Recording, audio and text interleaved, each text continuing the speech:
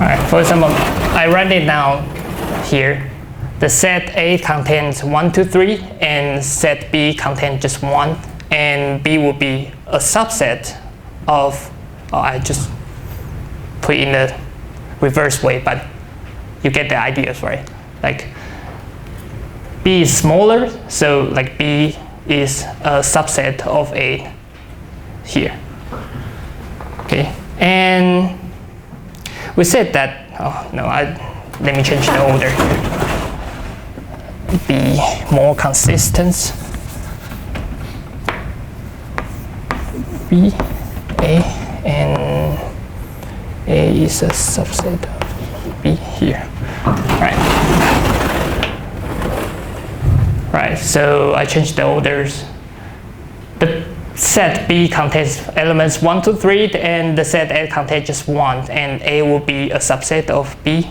And what is the subset? We say that A is the subset of B if every element in A is also an element in B. Right, so this is the examples here. As you can see that every element in A, which is just 1 here, is an element in B, so A will be a subset of B here. Okay. And we also have one symbol called proper subset. That means ideally, like conceptually, is say that for example, in this example is going to say that the set A is smaller, like smaller than B here. Okay. So that is the proper subset. That means there is some elements, for example, like 2. 2 is in set B, but 2 is not in set A. In this case, you can find some elements in B that is not in A, then you can use this symbol to say that it's a proper subset.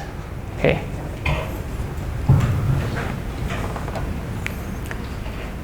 Okay. Right. Then the question 3. If A is a subset of B and B is a subset of A, then does that mean A equals B? Yes?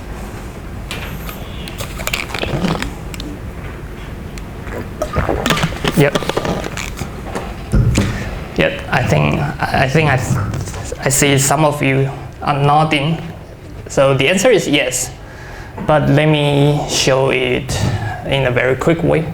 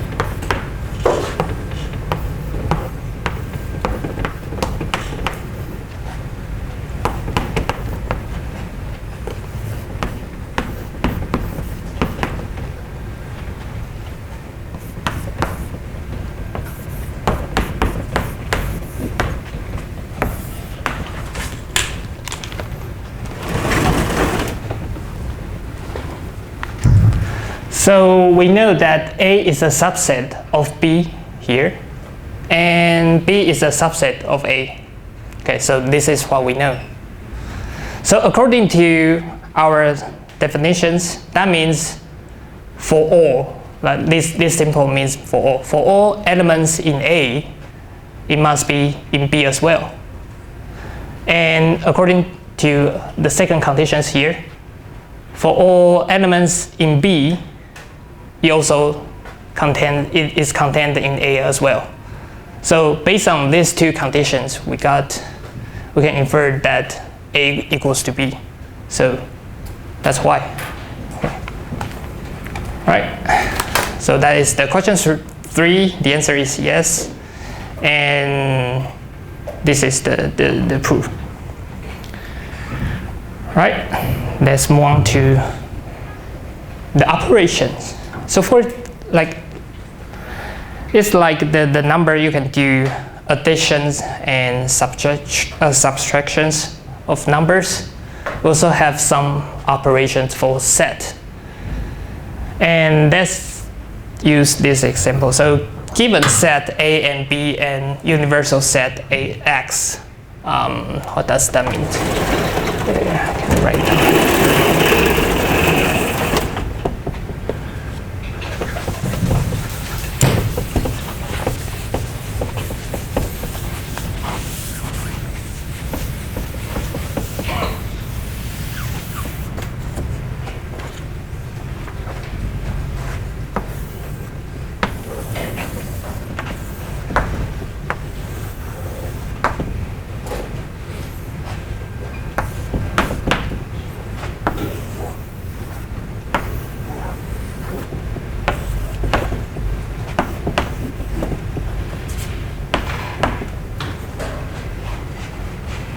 So it looked like this one, this graph. So the universal set X contains set A and set B here.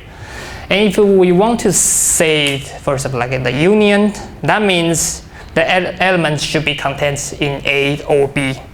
So that would be, it's not very clear. Let me put it this way.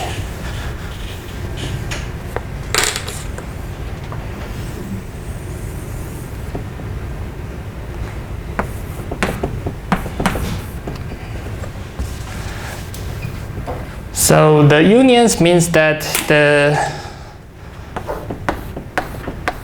this area in red. Okay, so the elements can be either in A or either in B. So that is the meaning of union of two sets. And for the intersections, that means it has to be contained in A and B at the same time. So that means the overlaid part. So that would be something in between here. So this is the intersections. Okay, and the differences.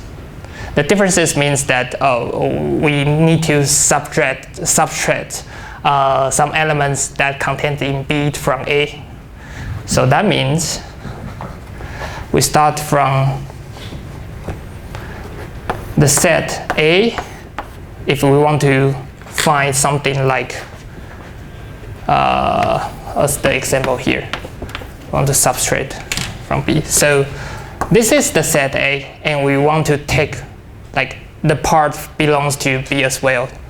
So we take this part away, and this part in red will be that set. And finally is the complement. So if you want to talk about complement, then you have to have the universal set first. And in this case, the universal set will be X. And when we talk about the complement set of A, that means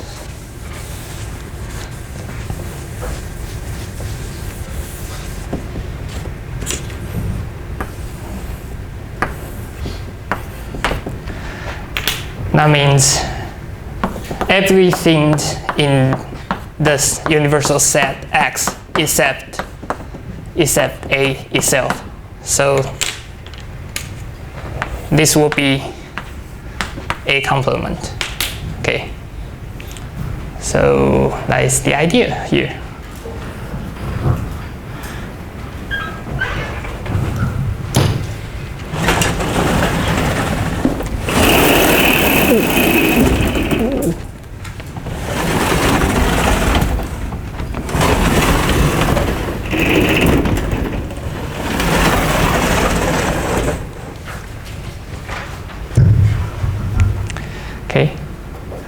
Any questions? No? Then the questions 4, which is the De Morgan's rule, laws. Yep. So again, let X be, then let X be the universal set, and A, B are contained in the universal set of X. We want to show the following statement holds, which is these 2 bullet points here. And I'm going to show the first one, and the second one you can just do it by yourself. Okay.